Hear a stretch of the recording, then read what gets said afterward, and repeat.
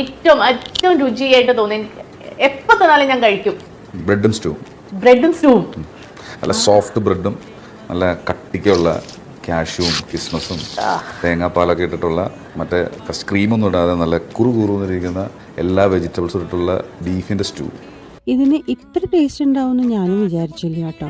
അപ്പോൾ ഒരു കുക്കർ എടുത്തിട്ട് കുറച്ച് വെളിച്ചെണ്ണ ഒഴിച്ച് പട്ട, കരയാമ്പൂ ഒക്കെ ചേർത്ത് നമ്മൾ കട്ട് ചെയ്ത് വെച്ചിരിക്കുന്ന വെജിറ്റബിൾസും പച്ചമുളകും ഒക്കെ ഇട്ട് ഒന്ന് സോട്ടേ ചെയ്തെടുക്കാം. ഒരു ബ്ലെൻഡറിൽ കുറച്ച് കാഷ്യൂനട്ടും ഇഞ്ചിയും എരിവിന് കുറച്ച് പച്ചമുളകും ഞാൻ ചേർക്കുന്നുണ്ട്. ഇനി അതും ചേർത്ത് ഉപ്പും ചേർത്ത്, ഞാനിവിടെ ചിക്കനാണ് കേട്ടോ യൂസ് ചെയ്യുന്നത്. വെള്ളത്തിന് പകരം നാളികേരപ്പാൽ മാത്രം ഉപയോഗിച്ച് കുക്ക് ചെയ്യുകയാണെങ്കിൽ അത്രയും നല്ലത്.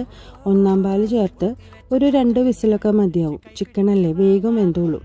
ഇനി പ്രഷറൊക്കെ പോയതിന് ശേഷം കറിക്ക് വെള്ളം അധികമാണെങ്കിൽ ഒന്ന് വറ്റിച്ചതിന് ശേഷം മാത്രം 2-ാം പാൽ ചേർത്താൽ മതിയാവും കേട്ടോ.